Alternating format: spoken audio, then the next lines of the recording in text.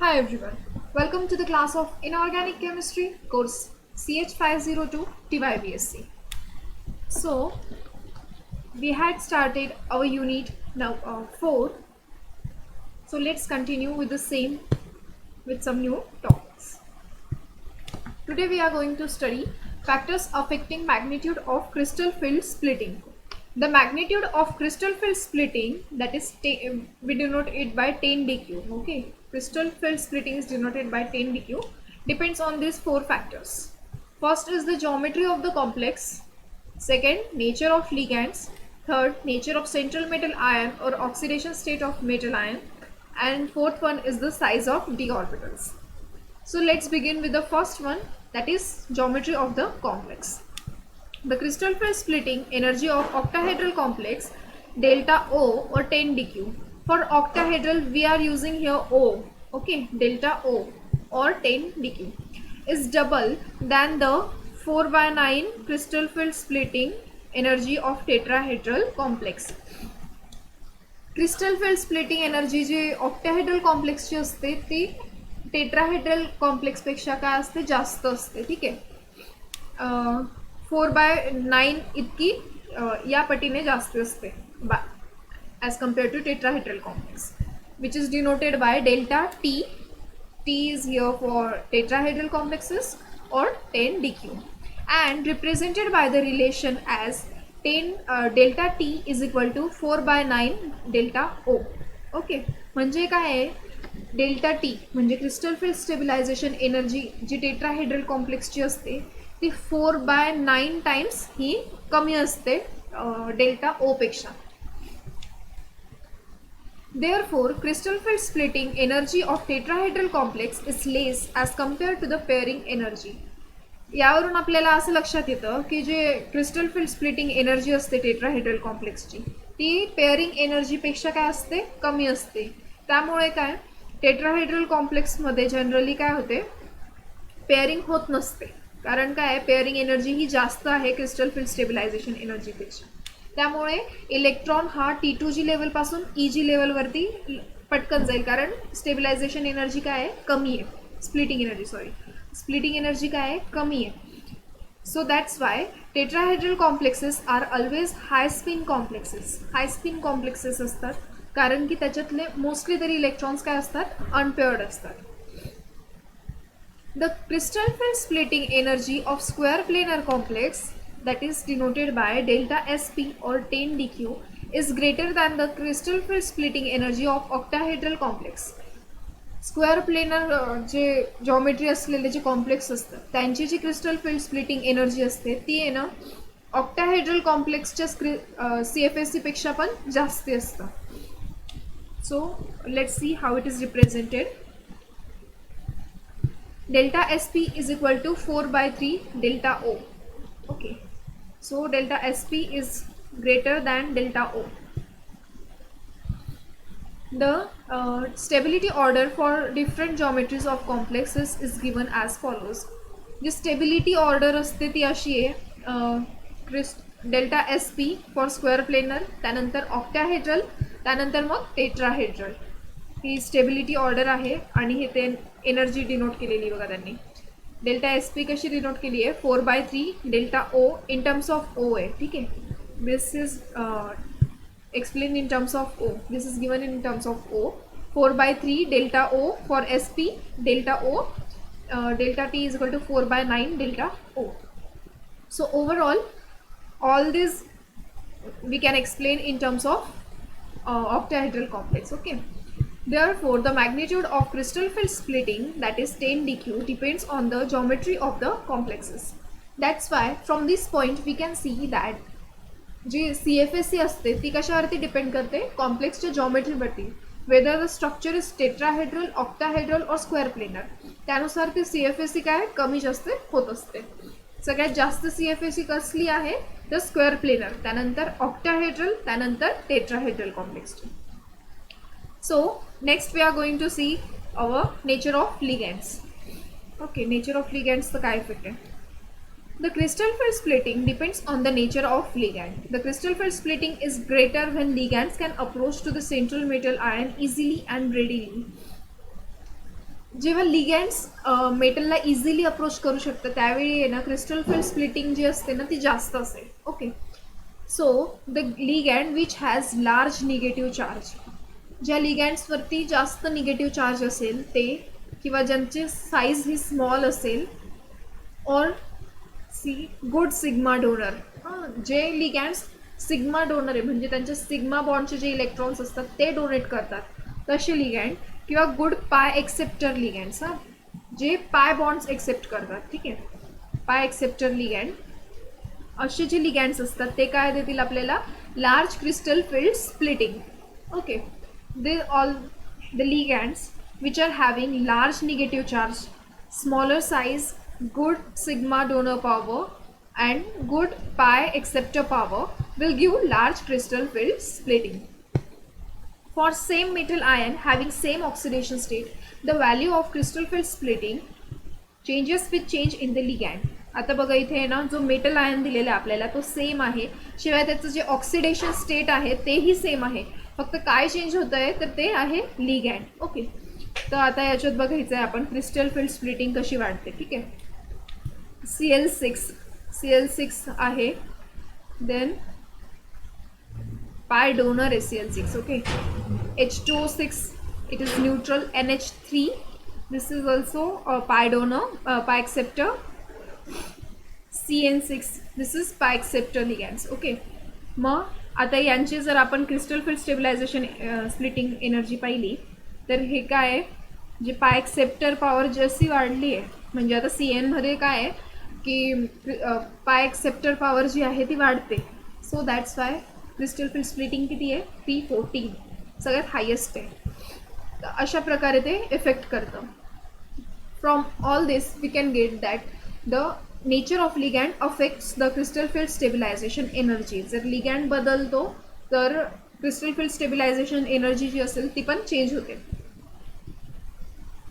So next is nature of central metal ion. Central metal ion जर आपण change केला, suppose ligand same ठेवला आणि मेटल चेंज केला तर काय इफेक्ट होतो. If same metal has different charges on their metal ions, then the central metal ion with higher charge, that is higher oxidation state, gives larger crystal field splitting than the central metal ion with the lower charge with the same ligand. This is illustrated in the following example. जर आपल्याला एखादा same metal ion दिला आहे, ठीक आहे, metal आपल्याकडे आता इथे कोबाल्ट दिलेलं आहे, we have given cobalt here. So from this we can conclude that ज्या मेटल आयनवरती ऑक्सिडेशन स्टेट हा जास्त असेल, ठीक आहे, ज्याचं ऑक्सिडेशन स्टेट जास्त असेल, ज्याच्यावरती हायर चार्ज असेल, तो मेटल आयन काय दाखवेल, higher crystal field splitting. Okay, त्याची जी क्रिस्टल फील्ड स्प्लिटिंग असेल ते जास्त असेल. आता लुक ॲट दिस, इथे कोबाल्टची जी ऑक्सिडेशन स्टेट आहे ती काय आहे, +2 आहे, आणि इथे कोबाल्टची ऑक्सिडेशन स्टेट काय आहे, +3 आहे. Okay, +2 +3 oxidation state. लिगँड्स काय आहे, सेम आहेत, H2O. आता याची जर क्रिस्टल फील्ड स्टेबिलायझेशन एनर्जीचं कंपॅरिझन बघितलं आपण ऑक्टाहेड्रल कॉम्प्लेक्ससाठी, तर जे ऑक्सिडेशन स्टेट +3 साठी दाखवते ते काय आहे, हायर आहे. ठीक आहे, याच्यावरून आपल्याला काय कळतं आहे की मेटलवरती जितका हायर चार्ज असेल तितकं ते क्रिस्टल फील्ड स्प्लिटिंग एनर्जी काय दाखवेल, जास्त दाखवेल.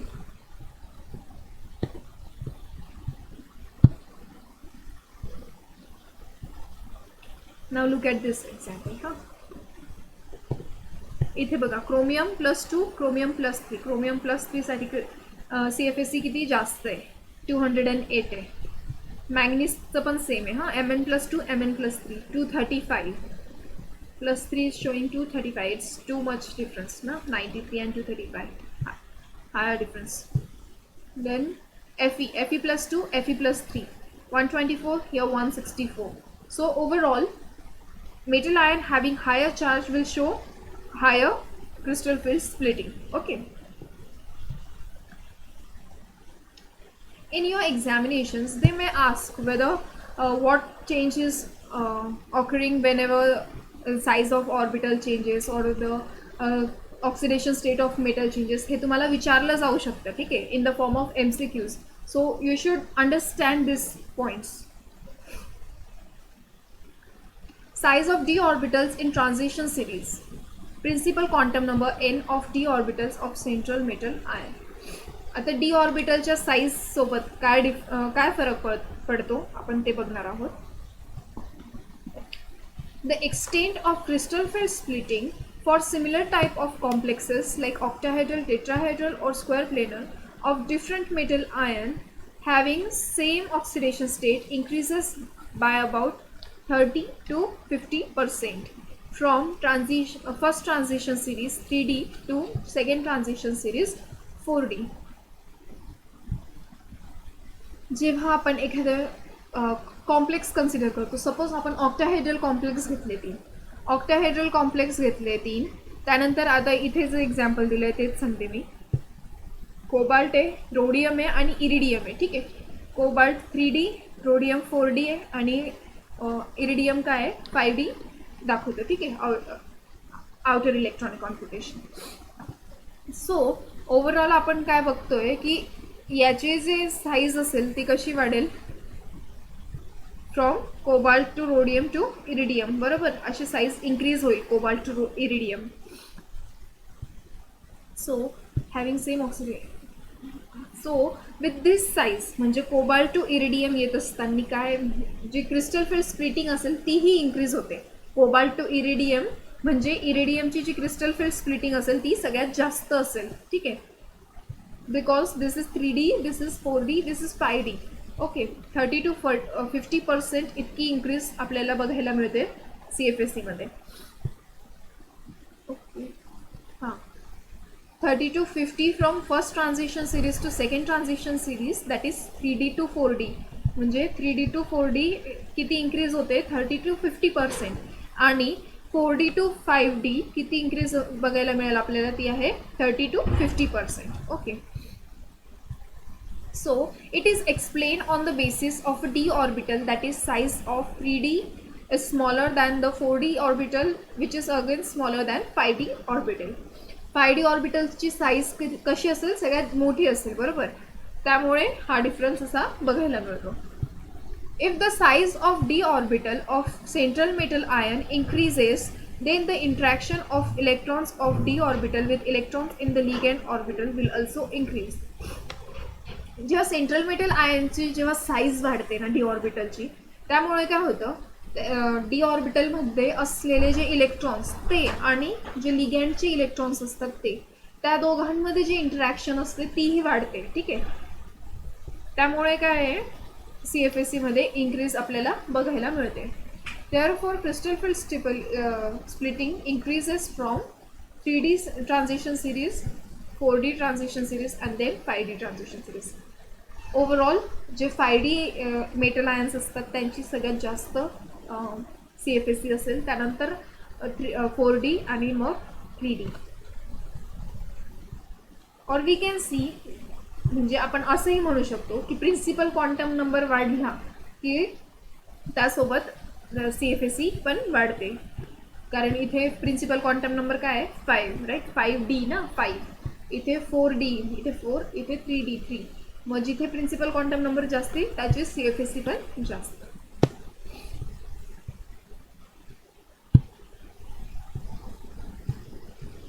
Crystal field theory and magnetic properties. An important application of crystal field theory is to understand magnetic properties of transition metal complexes. The magnetic moment arises due to the spin motion and orbital motion of electron. For transition metal complexes of the first transition series, we consider magnetic moment arises only due to the spin motion of electrons, neglecting orbital motion of an electron. Hence, magnetic moment is determined by the spin only formula as follows. Magnetic moment जेव्हा आपण transition सिरीजच्या मेटलसाठी जेव्हा बघतो ना आपण, तेव्हा काय आपल्या लक्षात आलं आहे, आय मीन सायंटिस्टच्या लक्षात आलं आहे ॲक्च्युली. सो असं रिसर्चमध्ये कळालं आहे की जे ट्रान्झिशन मेटल्सचे जे मॅग्नेटिक मुवमेंट आहे, मॅग्नेटिक मुवमेंटला ना जनरली 2 मोशनचं कॉन्ट्रीब्युशन असतं, एक स्पिन मोशन आणि एक ऑर्बिटल मोशन. ठीक आहे, तर स्पिन मोशन हे कन्सिडर केलं जातं ट्रान्झिशन मेटलसाठी. इथे आपण ऑर्बिटल मोशन काय निग्लेक्ट करू शकतो, कारण जे आपले मेजर व्हॅल्यू आहेत, एक्सपेरिमेंटली जे व्हॅल्यूज मेजर करण्यात आले ते त्यांच्यामुळे आपल्याला असं लक्षात आलं आहे की magnetic moment for transition element is determined by only spin of the atom. Okay, ॲटमच्या स्पिन मोशनमुळेच ते कॅल्क्युलेट केलं जातं बॉ, ते ऑर्बिटल मोशनचं कंट्रीब्युशन नाही आहे.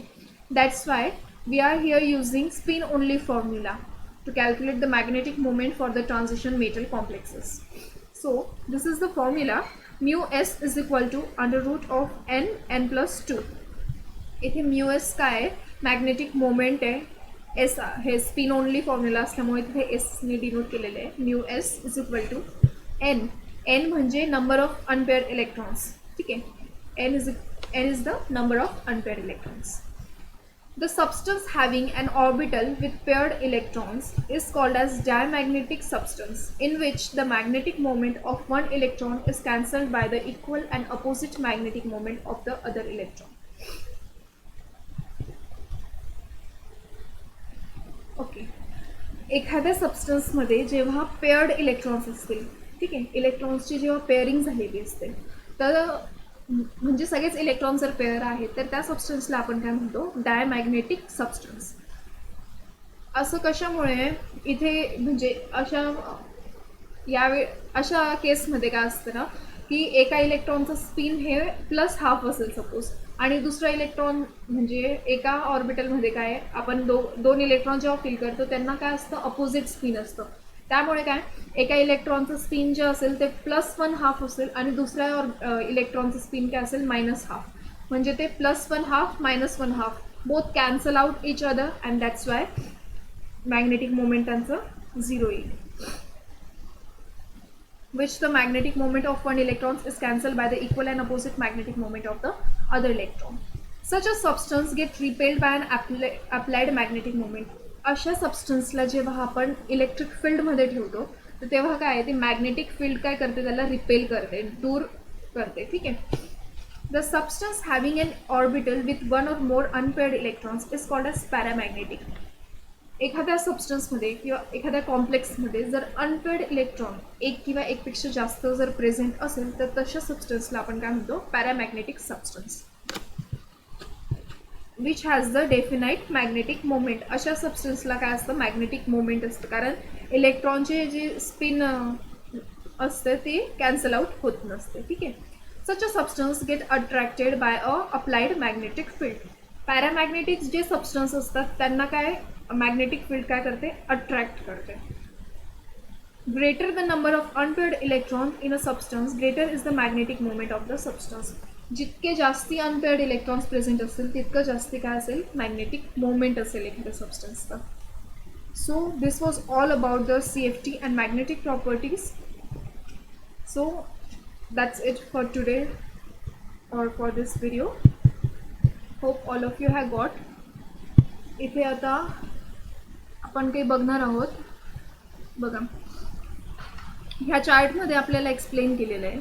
इथे एक D इलेक्ट्रॉन आहे, मॅग्नेटिक मोमेंट 1.73. इथे 2 इलेक्ट्रॉन्स आहेत, इथे 2.83. हां, कॉन्फिगरेशन काय आहे, D1 D2 D3. हां, D3साठी काय आहे, 3 अनपेअर्ड इलेक्ट्रॉन्स, दॅट्स वाय 3.87. हे कशासाठी आहे, विकफिल्डसाठी बघतोय आपण. हां, विकफिल्ड लिगँड जेव्हा यूज करतो तेव्हा. D4साठी काय आहे, 4 अनपेअर्ड इलेक्ट्रॉन्स आहे, दॅट्स वाय 4.90.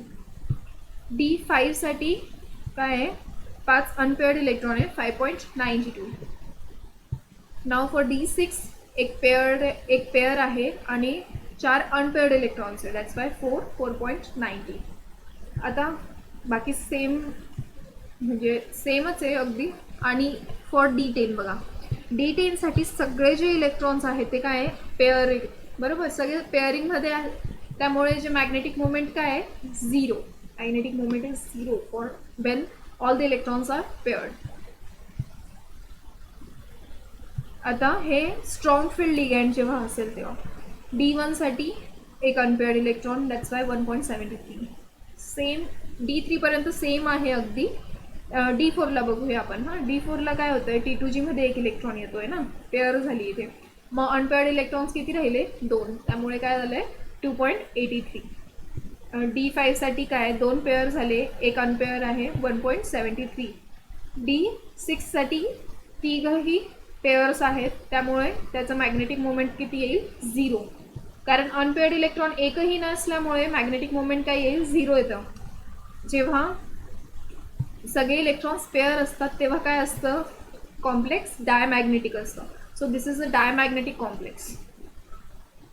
सेम हां, बिलकुल सेम एक्सप्लेनेशन आहे सगळ्यासाठी. So that's it for this video.